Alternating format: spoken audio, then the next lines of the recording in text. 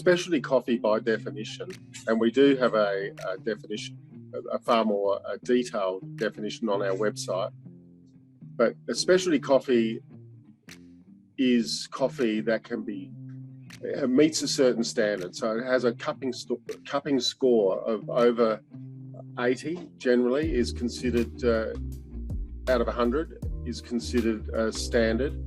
It's also got to be, and all of ours incidentally at the moment are over 85, and then it has to be traceable.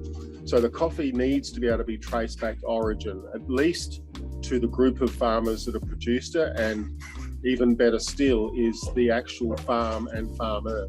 So like in Ethiopia, for example, it's a village. You'll have a village full of people who've got, like I said before, small subsistence farms, and they'll all contribute to a lot, and then it will go to a central processing plant.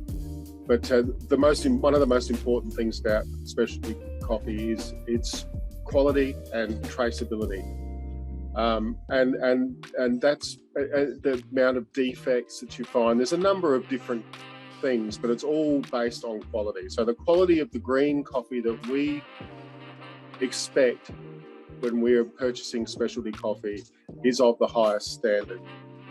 So you pay more for it, but the quality is head and shoulders above anything else.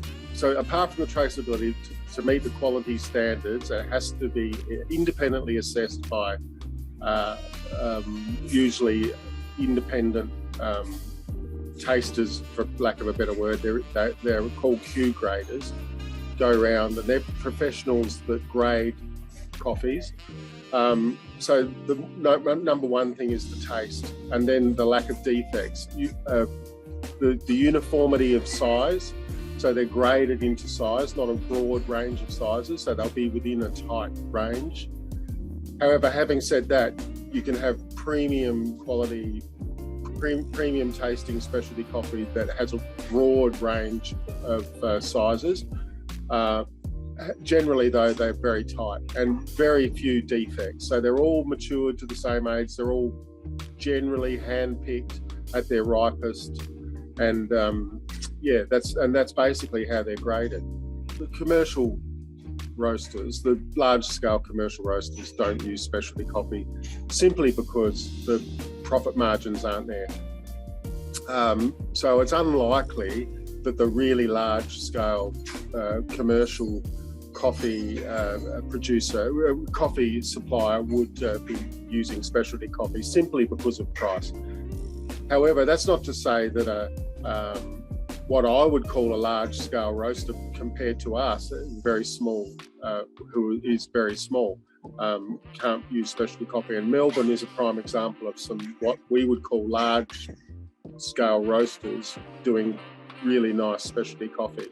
It's not necessary to call something to call a coffee specialty coffee, but what I think is absolutely essential if you've got what you want to categorise as specialty coffee is not only the standard of the coffee, but also the way it's roasted.